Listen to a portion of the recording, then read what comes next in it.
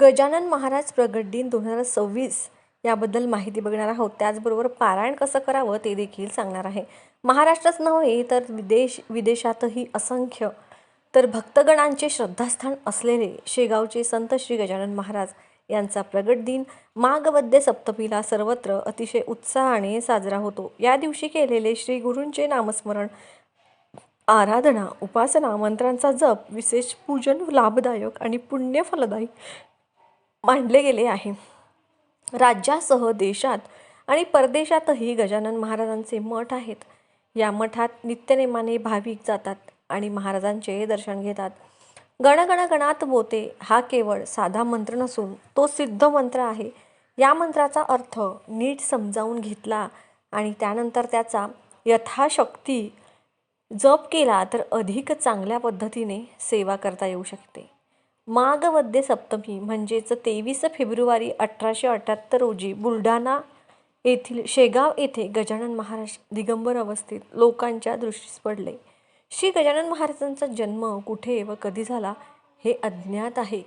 गण गण गणात बोते हा त्यांचा आवडता मंत्र. ते याचा अखंड जप करत असत.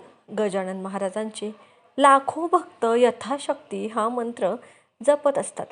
या मंत्रांचा जयघोष केला जातो. गजानन महाराज यांचे चरित्र अनेक प्रकारच्या चमत्कारिक कथांनी भरलेले आहे.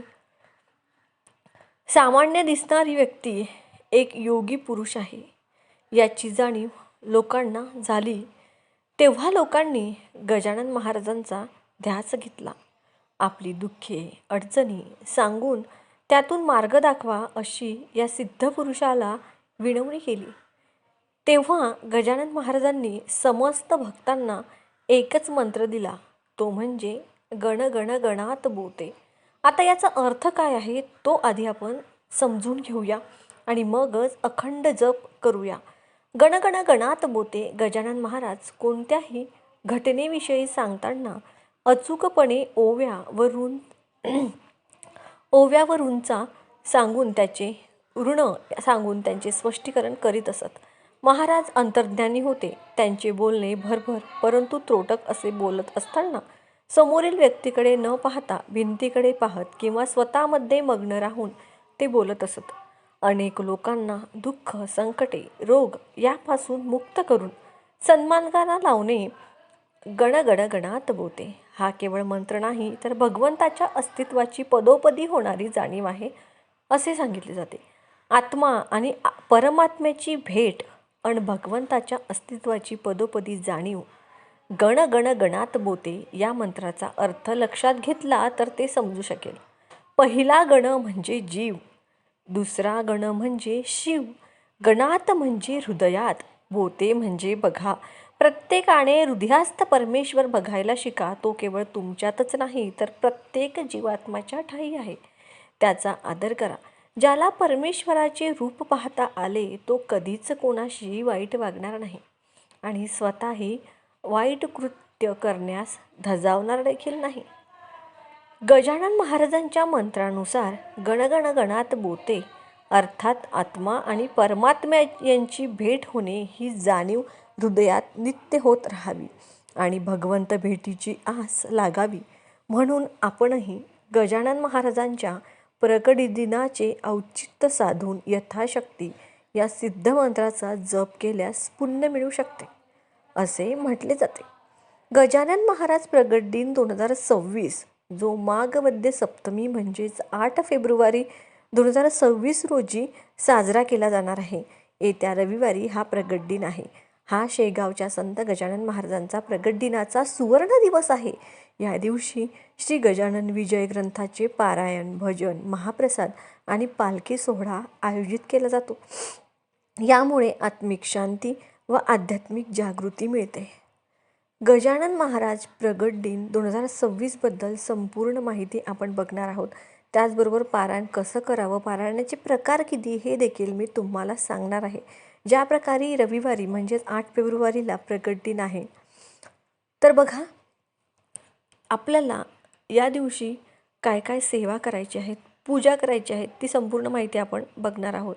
हा दिवस भक्तांसाठी अत्यंत पवित्र मानला जातो कारण या दिवशी महाराजांची कृपा मिळवण्यासाठी विशेष पूजा अर्चा केली जाते, ती देखील मी तुम्हाला सांगणार आहे. गजानन विजय ग्रंथाच्या पारायणाची सोपी पद्धत सांगते. श्री गजानन विजय हा एक ग्रंथ सामर्थ्यशाली ग्रंथ आहे. श्री गजाननाच्या भक्तांच्या जीवनातील कोणतीही समस्या सोडवण्याचे सामर्थ्य श्री गजानन विजय ग्रंथ वाचनात आहे. संपूर्ण ग्रंथाचे पारायण केले तर त्वरित आपल्याला इष्टफळ मिळते, असा भक्तांचा अनुभव आहे. एकदा तरी वर्षातून घ्यावे गजाननाचे दर्शन आणि एकदा तरी पारायण करा श्री गजानन विजय ग्रंथाचे, असे म्हटले जाते. श्री गजानन विजय ग्रंथातील प्रत्येक अध्यायाचे महत्त्व आणि महात्म्य अतिशय वेगळे आहे. जीवनातील विविध समस्या अडचणींवर श्री गजानन विजय हा ग्रंथ रामबाण उपाय मानला जातो. श्री गजानन महाराज विजय ग्रंथाचे विविध प्रकारे पारायण केले जाते. त्यात पहिलं आहे एक आसनी पारायण. आता एक आसनी पारायण म्हणजे एका दिवसातच एकाच बैठकीत न उठता संपूर्ण 21 अध्यायाचं पठण करणे म्हणजे एक आसनी पारायण. ही पारायणाची अत्यंत उत्तम पद्धती आहे. वाचन गतीनुसार पारायणासाठी 4 ते 5 तास लागतात. मला 6 तास लागतात. गुरुपुष्यामृत योगावर केलेलं एक आसनी पारायणाचं विशेष महत्त्व संत कवी दासगणू महाराजांनी सांगितलं आहे.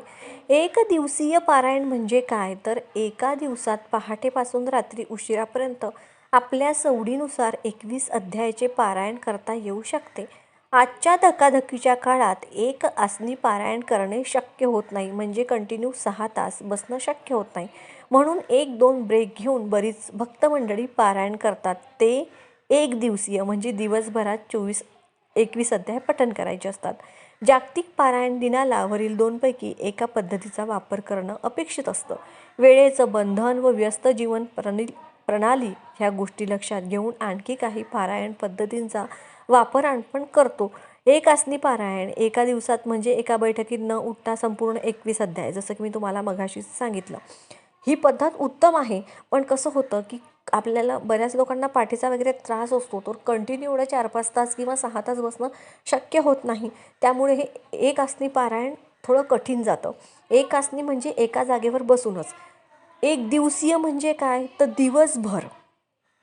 दिवसभर म्हणजे काय तर सकाळपासून सकाळी पारायणाला बसलं, 1-2-3 अध्याय वाचले, थांबला, ब्रेक घेतला, परत बसलं, परत वाचायला घेतलं, परत बसलं, म्हणजे सकाळपासून झोपेपर्यंत म्हणजेच अर्थात संध्याकाळपर्यंत तुम्ही हे जे एक दिवसीयचे पारायण जे सांगितलं गेलं आहे ते करू शकता. एक आसनी पारायण, एक दिवसीय पारायण हे 21 अध्याय जे आहेत त्या पूर्ण दिवसभरातच आपल्याला पूर्ण करायचे असतात. आता हे जे आहे ज्यांना म्हणजे असं आता पुढे हे 3 दिवसाचं, 7 दिवसाचं, 21 दिवसाचं पारायणाचं देखील मी तुम्हाला सांगते. पण विषय असा आहे ना की हे एक आसनी पारायण म्हणजे ज्यांना एकच दिवस वेळ असतो, एकच दिवस सुट्टी असते, तर ते पारायण करू शकतात. आता बघा 3 दिवसीय पारायण म्हणजे काय तर 3 दिवस दररोज 7 अध्याय म्हणजेच 9, 7 व 5 अध्याय वाचून हे पारायण केलं जातं. दशमी, एकादशी व द्वादशीच्या निमित्तानं केलेलं 3 दिवसीय पारायणाचं अतिशय विशेष महत्त्व आहे. ते संत कवी दासगणू विरचित महाराजांनी सांगितलं आहे याच विजय ग्रंथामध्ये. मंदिरामध्ये अथवा घरी असे पारायण आपण करू शकतो. त्याचबरोबर 7 दिवसीय पारायण म्हणजे सप्ताह पारायण, 7 दिवस दररोज 3 अध्याय वाचून आपण पारायण करू शकतो. त्याचबरोबर महाराजांचा प्रगट दिन सप्ताह व संजीवन समाधी दिन सप्ताहाच्या निमित्ताने अशा पारायणाचे मंदिरामध्ये व घरी सप्ताहाचे आयोजन करून असे पारायण आपण करू शकतो. म्हणजे आता रविवारी प्रगट दिन आहे, तर आजपासनं तुम्ही 7 दिवस कंटिन्यू पारायण करू शकता, म्हणजे 21 तुम्ही अध्याय संपवू शकता. त्यानंतर चक्री पारायण म्हणजे 21 दिवस पारायण खूप जास्त भक्तांनी मिळून आणि ठरवून दररोज 1 अध्याय वाचून करून 21 दिवसात हे पारायण करणं म्हणजे चक्री पारायण असतं. साधारण प्रगट दिवस व संजीवन समाधी निमित्तानं मंदिरामध्ये भक्त दररोज सगळे भक्त 1-1 अध्याय वाचतात, असं 21 दिवस ते पारायण करतात. यात भाग घेणाऱ्या भक्तांची संख्या कितीही असू शकते, त्याला काही असं नाही की एवढेच करा किंवा तेवढंच करा. प्रत्येकाने दररोज अध्याय वाचायचा व नियमाचं पालन करायचं अनिवार्य आहे. सामूहिक पारायण एकापेक्षा जास्त भक्तांनी एकाच दिवशी एकाच ठिकाणी एकाच वेगळी पारायणाची सुरुवात करून आपापल्या गतीने ग्रंथ वाचन करून पारायण करणे. येथे प्रत्येकाने संपूर्ण ग्रंथ म्हणजेच 21 अध्यायाचं वाचन करणं अपेक्षित असतं. असे पारायणाचे बरेच प्रकार आहेत. प्रत्येकाच्या वाचन गतीनुसार वेगवेगळ्या वेळी पारायणाची सांगता होते. सकीर्तन पारायण म्हणजे बघा, एका भक्ताला व्यासपीठावर बसून त्याने ग्रंथाचे वाचन करणे व इतरांनी फक्त ते श्रवण करणे म्हणजेच ऐकणे, असे या सकीर्तनाचे स्वरूप असते. ही एक श्रवण भक्ती आहे. गजानन महाराजांचे बरेच भक्त असे आहेत की त्यांनी संपूर्ण श्री गजानन विजय ग्रंथ कंठस्थ केला आहे. ही सोपी गोष्ट नाही. व्यासपीठावर बसून जेव्हा ते मुखोद्गत पारायण करतात त्यावेळी बरेचदा ते काही प्रसंगाचे निरूपण करतात, काही अनुभव सांगतात. हे पारायण ऐकणे म्हणजे एक आगळी वेगळी पर्वणीच असते. असे पारायण म्हणजे सकीर्तन पारायण, म्हणजे कीर्तनात सांगितल्या प्रमाणाचं पारायण. गुरुवारचे पारायण बघा, गुरुवार हा महाराजांचा शुभ दिन व 21 हा महाराजांचा शुभ अंक आहे. 21 भक्तांचा गट तयार करून दर गुरुवारी प्रत्येक भक्ताने एक अध्याय वाचावयाचा व सगळे मिळून 21 अध्याय वाचून पारायण पूर्ण करायचे. यामध्ये दर गुरुवारी एक पारायण व 21 गुरुवार मिळून प्रत्येक भक्ताने एक पारायण पूर्ण होते. असा द्विगुणित लाभ मिळतो. एका गटात 21 भक्तच भाग घेऊ शकतात. हे गटाने करायचे पारायण आहे. त्यामुळे हे ठरवून दिलेले नियम पाळणं अतिशय महत्त्वाचं असतं. जे भक्त किंवा ग्रुप नियमांचे पालन करीत नाहीत ते पारायण पूर्ण होत नाही असं सांगितलं जातं. बघा, आता पारायणाचे असे भरपूर प्रकार आहेत, मात्र सोपं पारायण सांगते. जसं की बघा, आता प्रगट दिन असेल किंवा ऋषीपंचमी असेल, त्याच्या 7 दिवस आधी तुम्ही पारायणाला सुरुवात करू शकता. पारायणाला सुरुवात करून त्या 7 दिवसांमध्ये तुम्ही 21 अध्यायाचं पठण करू शकता. तसंच 21 अध्याय 7 दिवसामध्ये पठण नाही करायचे तर आता प्रगट दिन असेल किंवा ऋषीपंचमी असेल, याच्या 21 दिवस आधी तुम्ही पारायणाला सुरुवात करायची. रोज एक अध्याय वाचायचा. तुम्ही हे घरीच करू शकता. त्याचबरोबर आता प्रगट दिन समजा रविवारी आलेला आहे 8 तारखेला, तर तुम्ही 8 तारखेला समाप्ती होईल असं 3 दिवसाचं पारायण करू शकता. म्हणजे 6, 7, 8 असं 3 दिवस तुम्ही पारायण करू शकता. म्हणजे शुक्रवार, शनिवार, रविवार 3 दिवसात तुमचं पारायण होईल. तर असं पारायण तुम्हाला जमेल त्या पद्धतीने करू शकता. याचे काही अति नियम नाही आहेत. तुम्ही असंच केलं तर असंच होईल असं काहीही नाही आहे. अतिशय साधे सोपे गोष्टी आहेत त्या तुम्हाला करायच्या असतात. आता पारायण करताना बघा, आपण छानपैकी एक पाट टाकायचा. पाटावरती आपण 2 विड्याची पानं ठेवून त्यावरती एक सुपारी ठेवायची. त्याला गणपती बाप्पा म्हणायचं. त्याचबरोबर तांब्या घ्यायचा. त्यामध्ये स्वच्छ पाणी भरायचं. त्यामध्ये एक सुपारी, पैसा म्हणजे 1 रुपयाचं नाणं, हळदी कुंकू, अक्षत फूल टाकायचं. त्याला 5 नागविलीची किंवा आंब्याची पानं लावायची. त्या तांब्याला दोरा गुंडाळायचा. त्याचबरोबर त्यावरती एक नारळ ठेवायचं. त्या नारळाला हळदी कुंकू, अक्षता, फुलं अर्पण करायचे. बघा, आता नारळ कशासाठी, तर नारळ हा आपण जेही करत असतो ना, तर बघा असा कलश स्थापना कशासाठी, तर बघा आपण जेही पारायण करत असतो त्याचं माध्यम हा कलश बनत असतो. कलश हा साक्ष देत असतो की आपण पारायण केलंय. त्यामुळे कलश स्थापनावरून देवतेचं पूजन आपल्याला करायचंच असतं. आता ज्यांना नाही शक्य होत त्यांनी साध्या पाटावर ग्रंथ ठेवून तो वाचला तरी देखील चालेल. मात्र पूजा करून बघा, तिथे छान तुम्ही ग्रंथ ठेवा. तुम्हाला स्वतःला किती छान प्रसन्न वाटतं, अनुभव येतो. मी नेहमी पारायण करायचं असलं तर मांडणी करूनच करते.